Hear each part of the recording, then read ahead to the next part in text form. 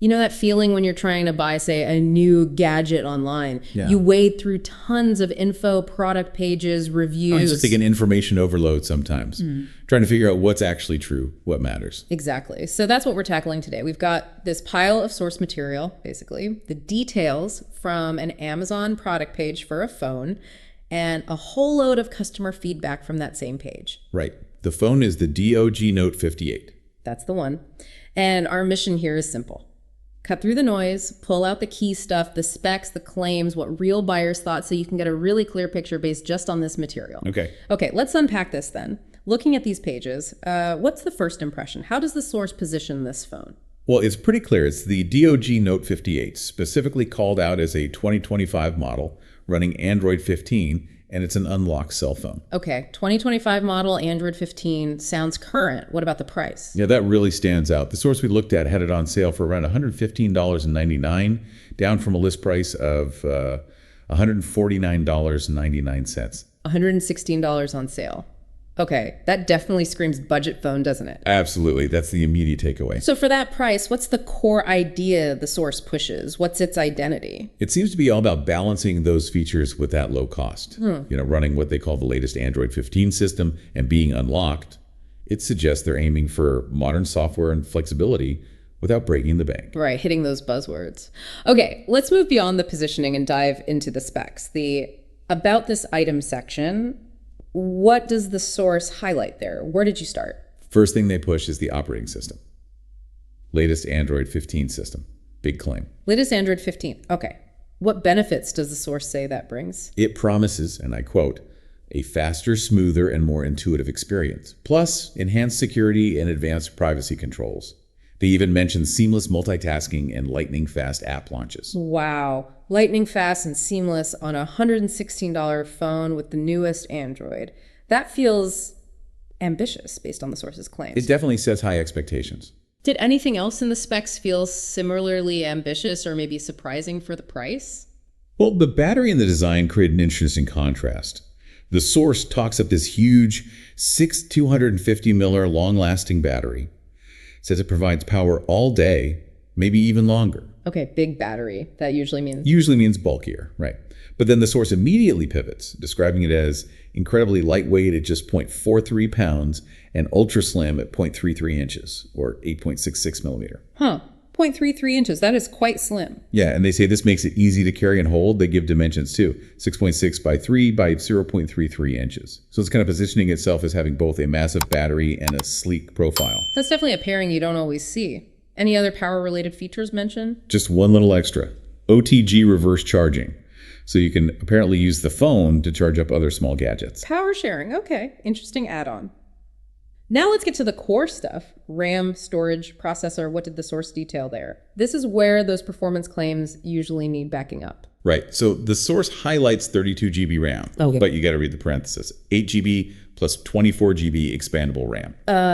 Okay, so 8 GB physical RAM plus up to 24 GB of virtual RAM, likely using storage. Important distinction. Very important. The actual internal storage is listed as 128 GB, which is pretty generous for this price point, actually. 128 gigs is solid. Expandable. Massively. Up to 2 TB via TF card. 2 terabytes. Seriously. What? Yeah, huge potential storage. And the processor identified is the UNISOC T7250 octa-core. UNISOC T7250 octa-core. Okay. And what does the source claim this whole combination delivers? The usual promises: seamless multitasking and ultra-smooth operation, ample space, obviously, and fast, efficient, and reliable performance. Okay, so the specs seem geared towards supporting those performance claims, at least on paper, especially with that huge storage potential. What about the screen you're looking at? It's a 6.75-inch HD plus water drop display, and they mentioned a 90 hertz refresh rate. 90 hertz on a budget phone. That's another feature that's trickling down. Exactly. The source claims it offers ultra-smooth visuals for an immersive viewing experience. Resolution is 720 by 1600, so HD plus bar. HD plus day, not full HD. But 90 hertz might compensate visually. Any other screen tech mentioned? Yeah, in-cell technology, which they say enhances color vibrancy while keeping the phone light and sleek. And also enhanced brightness for better visibility, even in low light. Okay, sounds like a decent display package for the segment. How about cameras? What did the source list there? The setup is described as a 16MP AI main camera and an 8MP front camera. 16MP main, 8MP front. Pretty standard numbers. Does it list many features or modes? Actually, yeah. The source lists quite a few versatile photography modes: HDR, night mode, time-lapse, portrait, panorama, pro mode, beauty mode, filters, smile shutter, and even audio note, plus the 1080p video recording. That's a surprisingly long list of modes. Okay, what about the practical everyday stuff? Security, payments, navigation. It covers those bases. You get Face Unlock for access. It has NFC with a Google. Jesus Christ, not always included. Definitely. And GPS support is comprehensive, listing GPS, GLONASS, Galileo, and Beidou for precise navigation. Also, crucially for streaming fans, Widevine L1 support. Ah, Widevine L1, good. So it should handle high-def streaming from major services. That's what the source says, high-quality 1080p streaming. Okay, good features there. Finally, let's talk connectivity. SIM cards, networks. It's listed as a 4G dual SIM unlocked Android phone. The source mentions dual SIM slots plus a TF card slot. Okay, that phrasing. Does it mean 2 SIMs and a TF card all at once? Or is it in either situation? Usually it's either. So likely Nano SIM 1 plus Nano SIM 2 or Nano SIM card plus TF card. It's something to watch out for if you need both dual SIMs and extra storage. Good point. What about carrier compatibility? The source explicitly says it's compatible with GSM carriers like T-Mobile and lists a bunch of network bands. But and this is really important, there's a clear note.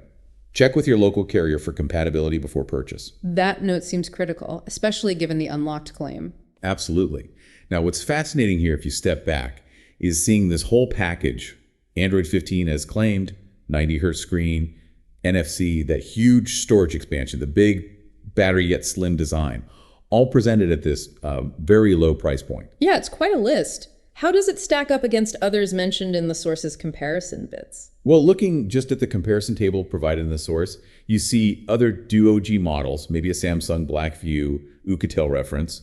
And this Note 58 often lists, a newer Android version or that higher refresh rate or maybe more stated RAM, even with the virtual aspect, than some competitors shown right there at similar prices. So connecting this to the bigger picture, what kind of user does this suite of features seem designed for, based purely on the product page? It really suggests they're targeting users who are very budget conscious but still want the maximum number of modern sounding features on the spec sheet.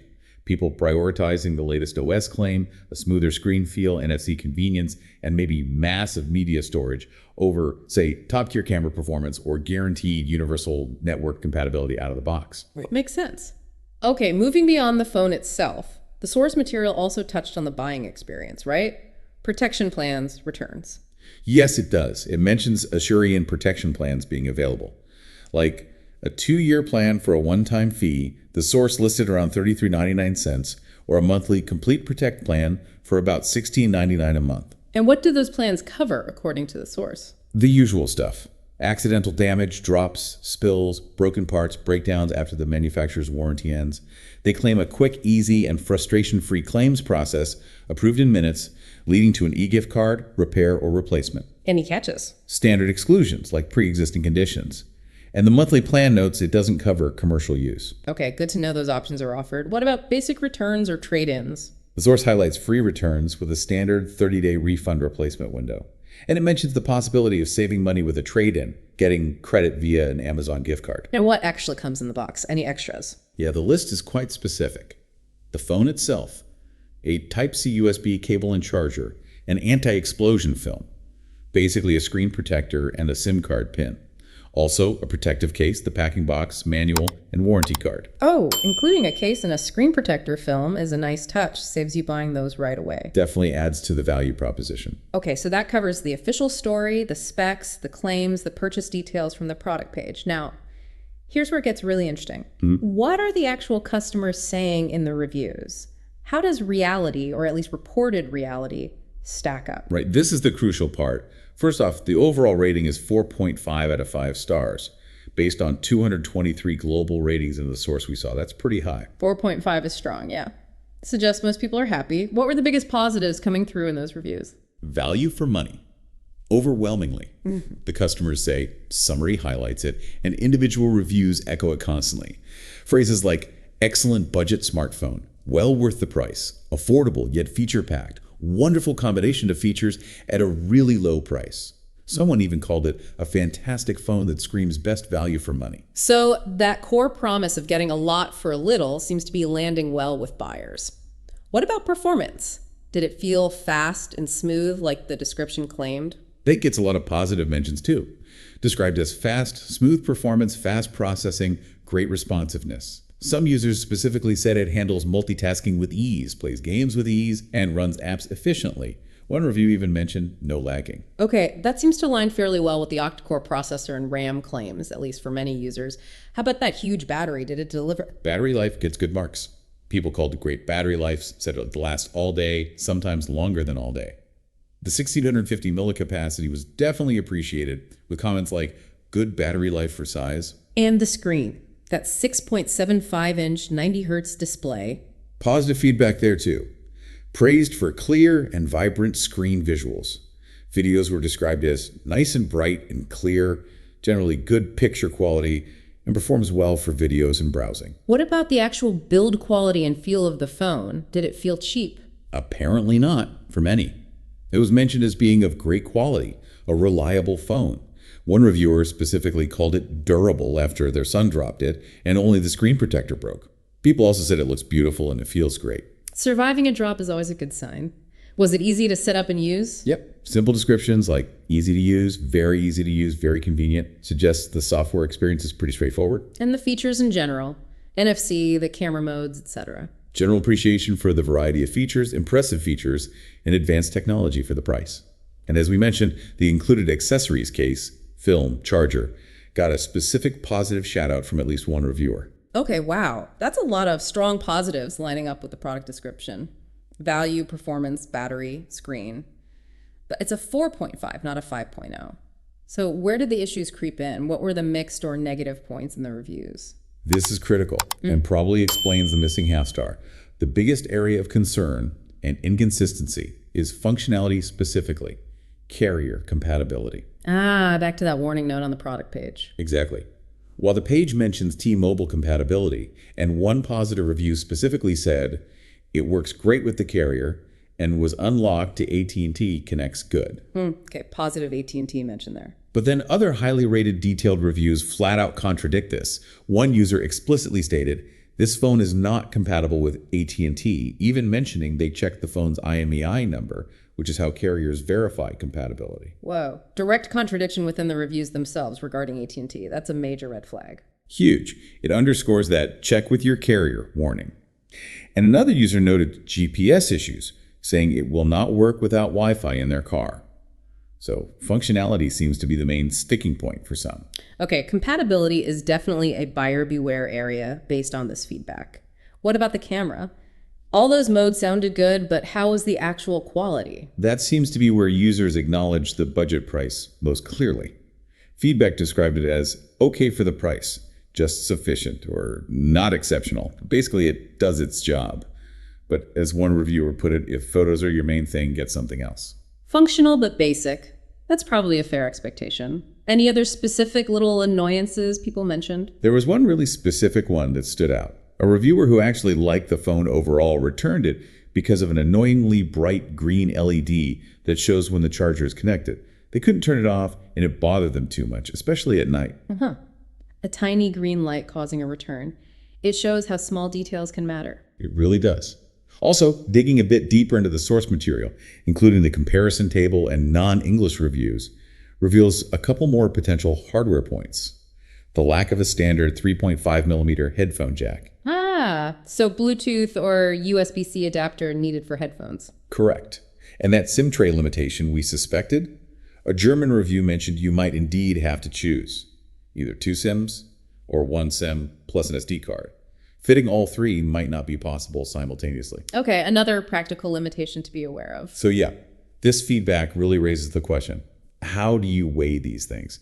You've got strong positives on value, performance, battery, but then you have these significant potential issues like the carrier compatibility lottery, the just okay camera, and these little quirks like the LED, the missing headphone jack, or the SIM tray setup. It really highlights the trade-offs, doesn't it? What compromises are you willing to accept for that low price, even with all the listed features? Exactly. It tells you a lot about managing expectations for budget phones. So let's try to synthesize all this. Based on everything in the source material, the product page claims, and the customer feedback, what's the final picture? Who is this DOOGEE Note 58 really for? Well, the combined sources paint a picture of a phone that offers, genuinely, a surprising amount of features for its very low price. You know, the claimed Android 15, the 90 hertz screen, NFC, massive storage potential, big battery. It looks impressive on paper. God. But the user feedback adds that crucial layer of reality. It confirms many people are happy with the value and the core experience. However, it also flags those potential deal breakers. The inconsistent carrier compatibility reports are the big one. It's clear Unlocked doesn't mean universally hassle-free, plus the compromises on camera quality and those smaller usability things, the LED, headphone jack, SIM tray. So putting it all together, the ideal user emerging from these sources seems to be someone highly budget-driven, someone who wants that big screen, a long battery life, maybe loads of storage for media.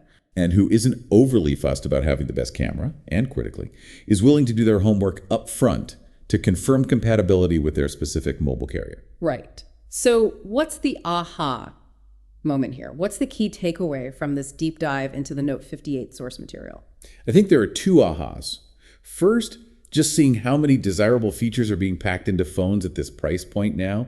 Things like 90 hertz screens and NFC weren't common here just a short while ago. That's true. The feature creep downwards is real. But the second, and maybe more vital aha, comes straight from those user reviews. It's the stark reminder that Unlocked isn't a magic wand. Especially with budget devices, you absolutely must follow that advice to check compatibility with your specific carrier network, maybe even getting the IMEI verified before you hit buy, because the feedback shows it's not guaranteed, despite the claims. A crucial step to avoid potential frustration. Definitely. So, to sum up, the source material shows a phone with impressive value on paper, lots of features for the money. But the customer feedback is essential context, highlighting potential real-world issues, especially network compatibility, that buyers absolutely need to consider. It leaves you with a really interesting question, doesn't it? When you're looking at these budget phones that are pushing features, the latest software claim, high refresh rates, how do you personally balance chasing those appealing specs against ensuring the fundamentals, like just working reliably on your network and avoiding those unexpected little quirks that drove at least one user to return the phone? That's the tightrope walk the source material really highlights.